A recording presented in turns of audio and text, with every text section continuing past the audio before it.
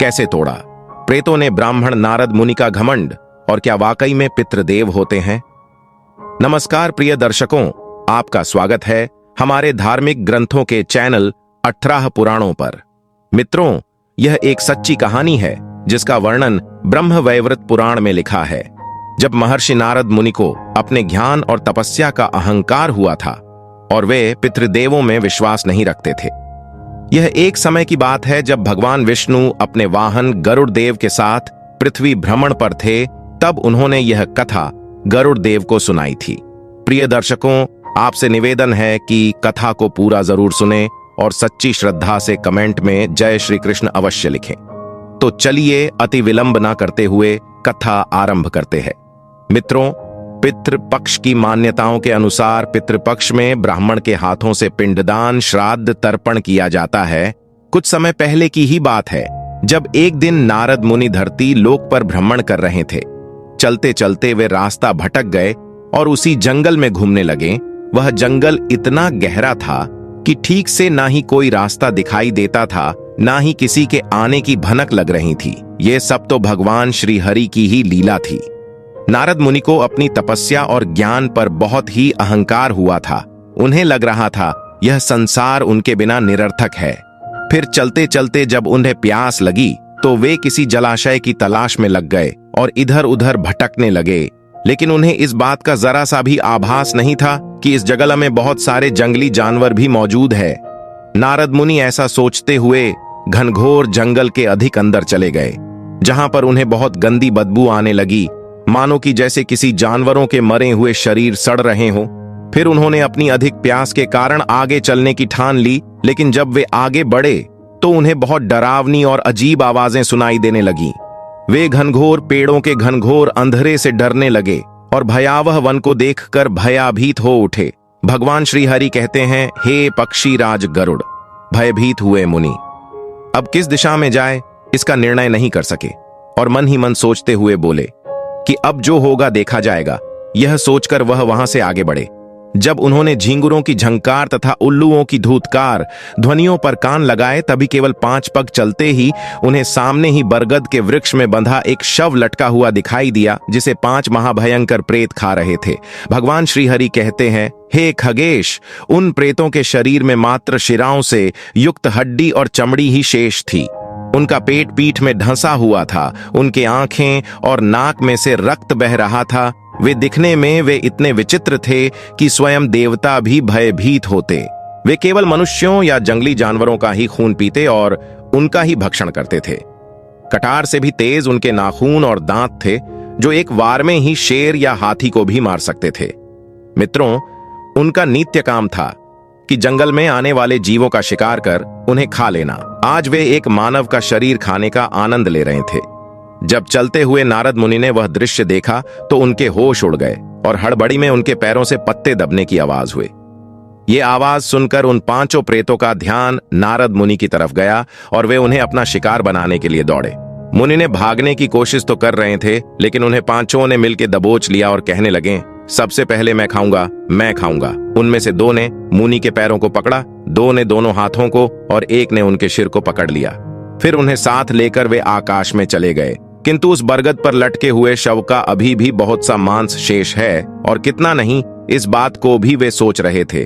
उसी समय उन लोगों ने देखा कि वह शव अभी भी खाने योग्य है, इसलिए वे आकाश से नीचे उतर आए और उस शव को भी अपने पैरों से बांधकर पुनः आकाश में ही उड़ गए। दोस्तों, भगवान श्री हरि गरुड़ देव से कहते हैं कि मृत्यु और उन पिशाचों के डर के कारण मुनि मन ही मन मेरे शरण में आए और मेरा ध्यान करने लगे, किंतु अहंकार के कारण यह भूल चुके थे कि वे मेरे ही एक अवतार है और मेरा वास सदैव उनके ही अंदर है। और नारद मुनि मेरी स्तुति करते हुए बोले, हे देवाधिदेव, चिन्मय, सुदर्शन चक्रधारी, सृष्टि के पालनहार, मेरी रक्षा कीजिए। जिस प्रकार आपने इस सृष्टि रक्षा हर बार स्वयं अवतार लेकर की है, प्रभु मेरे लिए और मेरे प्राणों की रक्षा के लिए कृपया पधारिए। आगे भगवान श्री हरि गरुड़ देव से कहते हैं, हे गरुड़ा। नारद मुनि की करुण याचना सुनकर मैं तुरंत खड़ा हुआ और शीघ्र ही उनके पास पहुंच गया, और जहां प्रेत उन्हें लेकर जा रहे थे, उन लोगों के द्वारा ले जाते हुए उस ब्राह्मण को देखकर मुझे आश्चर्य हुआ। कुछ काल तक बिना पूछे मैं भी उनके पीछे पीछे चलने लगा। मेरी होने मात्र से उस ब्राह्मण को पालकी में सोए हुए राजा के समान सुख प्राप्त हुआ। दोस्तों, श्रीहरि कहते हैं, इसके बाद मैंने मार्ग में सुमेरु पर्वत पर जा रहे मणिभद्र नामक यक्षराज को देखा और मैंने नेत्रों के संकेत से उन्हें अपने पास बुलाया और कहा, हे यक्षराज, तुम इस समय इन प्रेतों को विनष्ट करने के लिए प्रतिद्वंद्वी योद्धा बन जाओ। युद्ध में इन्हें मारकर इस शव को अपने अधिकार में करो। ऐसा सुनते ही उस मणिभद्र ने प्रेतों को दुख पहुंचाने वाले प्रेत रूप को धारण कर लिया। दोनों भुजाओं को फैलाकर ओठों को जीभ से चाटते हुए और अपनी लंबी लंबी निश्वासों से उन प्रेतों को दहलाते हुए वह मणिभद्र उनके सम्मुख जाकर डट गया। उसने दो को अपनी दोनों भुजाओं से, दो को दोनों पैरों से और एक को सिर से पकड़ लिया। उसके बाद अपने शक्तिशाली मुक्के से उन प्रेतों पर ऐसा प्रहार किया कि वे सभी मूर्छित हो गए। वह नारद तथा शव को एक हाथ और एक पैर से पकड़कर युद्ध करने लगे। उन लोगों ने अपने नख, थप्पड़, लात एवं दांतों से उस पर प्रहार किए, पर मणिभद्र ने उनके प्रहार को विफल कर उनसे शव को ले लिया। उस यक्षराज के द्वारा शव को छीन लिए जाने पर पारयात्र नामक पर्वत पर उस ब्राह्मण को छोड़कर वे सभी प्रेत अत्यंत उत्साह से भरे हुए पुण्य प्रेत रूप मणिभद्र की ओर दौड़ पड़े। क्षण मात्र में ही उन लोगों ने वायु के समान स्फूर्ति से मणिभद्र को घेर लिया, किंतु वह अदृश्य हो गया। प्रिय दर्शकों, मणिभद्र को गायब होता देखकर हताश होकर वे प्रेत नारद मुनि के पास जा पहुंचे और नारद मुनि की हत्या करने हेतु उनकी तरफ जब वह बढ़ गए तब है वहां स्वयं प्रकट हुआ। मेरी उपस्थिति और ब्राह्मण के प्रभाव से तत्काल ही उनमें पूर्व जन्म की स्मृति जागृत हो उठी। इसके बाद ब्राह्मण की प्रदक्षिणा करके उन प्रेतों ने ब्राह्मण श्रेष्ठ से कहा, हे नारद मुनि, आप हमें क्षमा करें। ऐसा करुण भाव को देखकर ब्राह्मण ने पूछा, आप लोग कौन हैं? यह क्या कोई माया है अथवा यह मैं स्वप्न देख रहा हूं या यह मेरे मन का कोई भ्रम है? प्रिय दर्शकों, श्री हरि गरुड़ से बोले, मैं चुपचाप खड़ा होकर यह सब देख रहा था। तभी प्रेतों ने कहा, हम सब प्रेत हैं और पूर्व जन्म के दुष्कर्मों के प्रभाव से इस योनि को प्राप्त हुए हैं। फिर नारद मुनि ने कहा, हे प्रेतों, तुम्हारे क्या नाम हैं? तुम सब क्या करते हो? तुम्हें कैसे इस दशा की प्राप्ति हुई? पहले मेरे प्रति तुम लोगों का व्यवहार कैसे दुराचारी और भद्र था और इस समय कैसे स्नेहपूर्वक हो गया है? दोस्तों, प्रेतों ने कहा, हे द्विजराज, आप यथाक्रम से अपने प्रश्नों का उत्तर सुने। हे योगीराज, हम आपके दर्शन से निष्पाप हो गए हैं। हमारे नाम क्रमशः पर्युषित, सूचिमुख, शीघ्रग, रोधक और लेखक हैं। तब ब्राह्मण ने कहा, हे प्रेतों, पूर्व कर्म से उत्पन्न प्रेतों का नाम कैसे निरर्थक हो सकता है? तुम सभी लोग अपने इन विचित्र नामों के विषय में विस्तार से मुझे बताओ। दोस्तों, भगवान कहते हैं, मुनि की बात सुनकर एक एक प्रेत अपनी जीवन की कहानी उन्हें सुनाने लग जाते हैं। दोस्तों, सबसे पहले पर्युषित ने कहा, हे मुनि, किसी समय मैंने श्राद्ध के शुभ अवसर पर ब्राह्मण को निमंत्रित किया था। वह वृद्ध ब्राह्मण मेरे घर बहुत देरी से पहुंचा। तब बिना श्राद्ध किए ही भूख के कारण मैंने उस भोजन को खा लिया और कुछ पर्युषित यानी बासी अन्न लाकर मैंने उस ब्राह्मण को दे दिया। मरने पर मुझे उसी पाप के कारण इस दुष्ट योनि की प्राप्ति हुई। मैंने ब्राह्मण को जो बासी भोजन दिया था उसी से मेरा नाम पर्युषित हो गया। इसके बाद दूसरा पिशाच कहने लगा, जिसका नाम सूचिमुख था, और उसने कहा, किसी समय कोई ब्राह्मणी तीर्थ स्नान के लिए भद्रवट तीर्थ में गई। उसके साथ उसका 5 वर्षीय पुत्र भी था, जिसके सहारे ही वह जीवित थी, और मैं उस समय एक क्षत्रिय था। मैं उसके मार्ग का अवरोधक बन गया और निर्जन वन में मैंने उस लड़के के सिर पर मुष्टि प्रहार कर मैंने दोनों के वस्त्र और खाने योग्य सामान छीन लिया। वह लड़का प्यास से व्याकुल हो उठा था, अतः वह माता के पास स्थित जल लेकर पीने लगा। उस पात्र में केवल उतना ही जल था। मैंने उसको डांटकर जल पीने से रोक दिया और स्वयं उस पात्र का सारा जल पी गया। भय से, प्यास से व्याकुल उस बालक की वहीं पर मृत्यु हो गई। पुत्र के शोक से उसकी मां ने भी कुएं में कूदकर अपने प्राण त्याग दिए। इसी पाप से मुझको यह प्रेत योनि प्राप्त हुई है। पर्वताकार शरीर होने पर भी इस समय मैं सुई की नोक के समान मुख वाला हूं। यद्यपि खाने योग्य पदार्थ मैं प्राप्त कर भी लेता हूं, फिर भी यह मेरे सुई के छिद्र के समान मुख उसको खाने में असमर्थ है। मैंने मुक्के से ब्राह्मणी के बालक का मुंह बंद किया था, उसी पाप से मेरे मुंह का छिद्र भी सुई की नोक के समान हो गया है। इसी कारण मैं आज सूची मुख नाम से प्रसिद्ध हूं। दोस्तों, इसके बाद तीसरे पिशाच ने कहा, जिसका नाम शीघ्रग था, और वह नारद मुनि से कहता है, हे विप्रवर, मैं पहले एक धनवान व्यापारी था। उस जन्म में अपने मित्र के साथ व्यापार करने के लिए मैं एक दूसरे देश में जा पहुंचा। मेरे मित्र के पास बहुत सारा धन था, अतः उस धन के प्रति मेरे मन में लोभ आ गया। व्यापार में नुकसान होने से वहां मेरा मूलधन भी समाप्त हो चुका था। सिर्फ हम दोनों ने ही वहां से निकलकर मार्ग में स्थित नदी को नाव से पार करना शुरू किया। उस समय संध्या काल था और राह की थकान से व्याकुल मेरा वह मित्र मेरी ही गोद में ही अपना सिर रखकर सो गया। उस समय लोभवश मेरी बुद्धि अत्यंत क्रूर हो उठी और सूर्यास्त हो जाने पर गोद में सोए हुए अपने मित्र को मैंने जल प्रवाह में फेंक दिया। मेरे द्वारा नाव में किए गए उस कृत्य को अन्य कोई लोग भी न जान सकें।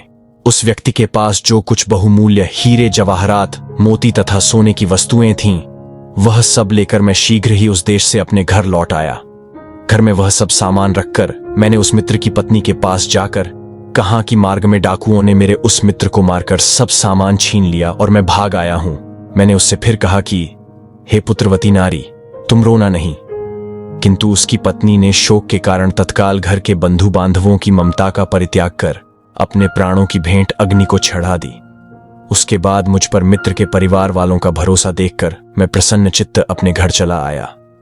घर आकर जब तक मेरा जीवन रहा तब तक उस धन का मैंने उपभोग किया।